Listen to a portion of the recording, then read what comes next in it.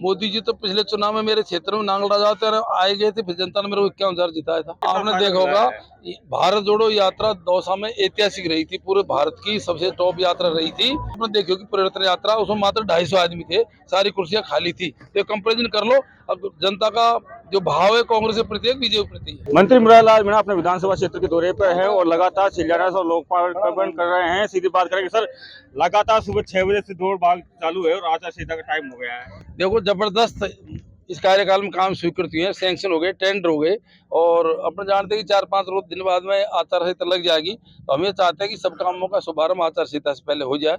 इसीलिए करीब आज हम 10 करोड़ रुपए की रोडों का शुभारंभ कर रहे हैं। ये सारी सैंक्शन हो चुकी है, इनके सबको टेंडर हो गए। मैं समझता हूँ कि ऐतिहासिक काम दौसा विधानसभा क्षेत्र में इस बार हुई है। कामों का तो टाइम कंप्लीट हो गया है लगभग, अब चुनाव में चले जाओगे आप। जो काम तो 100% हमने जो चुनाव वादे किए थे जनता से, वो 100% नहीं, मैं देखूंगा 200% पूरे हुई हैं। जो मांग नहीं थी वो भी बहुत सी ऐसी मांगे पूरी हुई हैं। जैसे कॉलेज हमारे 8 खुली हैं, स्कूल हमारे 56 बनी है, रोड तो मैं समझता हूँ कोई करीब 400 से 500 करोड़ रुपए की रोड इस विधानसभा क्षेत्र में बनी है। शायद राजस्थान में वो सबसे ज्यादा होंगी। हर क्षेत्र में यहाँ पे काम हुई है और हम विकास के मुद्दों को लेकर चुनाव जाएंगे। आप देख रहे हो आम जनता खुश है और दौसा विधानसभा क्षेत्र की स्थिति जनता के चेहरे बता देते कि जनता वोट किसको देना चाहती है। चुनाव से पहले एक बात भी सामने आ रही है कि ईआरसीपी का पूरी राजस्थान में हो सकता है कि जो वोट है ईआरसीपी पकड़ेंगे। देखो ये तो सब ईआरसीपी में भी हमारी सरकार ने 14,000 करोड़ रुपए बजट में दिया है। हमने हमारे लेवल पर काम चालू कर रखा है और हमें से खुशी की बात यह कि दौसा जिले में तो सबसे बड़ी पीने के पानी की समस्या थी, उसका 6,500 करोड़ रुपए सरकार ने स्वीकृत करके काम भी हो गया। डैम का काम पूरा हो गया, तेजी से पाइप बिछते आ रहे हैं और पूरे 1100 गाँव को पानी मिलेगा। तो ईआरसीपी का मुद्दा तो है ही, लेकिन दौसा जिले की तो जो मेन समस्या पानी की, उसका समाधान ऑलरेडी हो चुका है। बस केवल साल 6 महीने पानी प्रत्येक घर को पहुंच जाएगा। राजस्थान में लगातार बीजेपी के बड़े बड़े नेता आ रहे हैं, प्रधानमंत्री जी भी आ गए, जेपी नड्डा भी आ गए, अमित शाह भी आ गए। किस तरह से देखते हैं और जिस तरह से गुटबाजी सामने आ रही है बीजेपी की, उसको किस तरह से देखते हैं, कितना हुआ? देखो ऐसा जनता की जब भावनाएं होती हैं तो नेताओं से ज्यादा कोई फर्क नहीं पड़ने वाला। मोदी जी तो पिछले चुनाव में मेरे क्षेत्र में नांगल राजा आए गए थे, फिर जनता ने मेरे को 51,000 जिताया था। क्या फर्क पड़ा बताइए।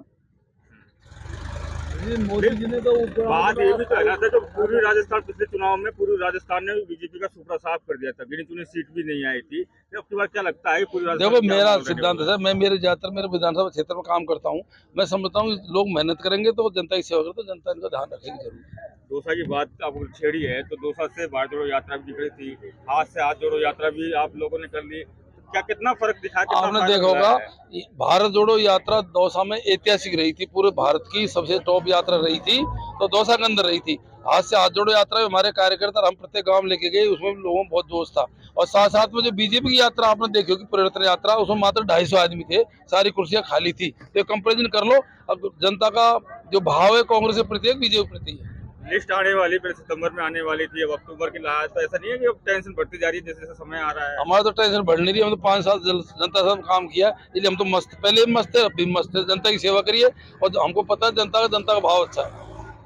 क्या रुकने वाला, मिलकर चुनाव लड़ रहे हो, क्या है? सचिन पायलट सीएम अशोक गहलोत लगातार कह रहे हैं कि कुर्सी मुझे मैं छोड़ना चाहता हूं लेकिन सीट मुझे छोड़ने ऐसा ये बड़े नेताओं की बात है, लेकिन मैं समझता हूँ मिलकर चुनाव लड़ेंगे। सचिन पायलट जनदार वाला नेता है, सचिन पायलट का प्रभाव पूरे क्षेत्र के अंदर, उनमें कैपेसिटी है वोट डाइवर्ट करने की, और सब मिलकर चुनाव लड़ेंगे, अच्छी स्थिति रहेगी हमारी।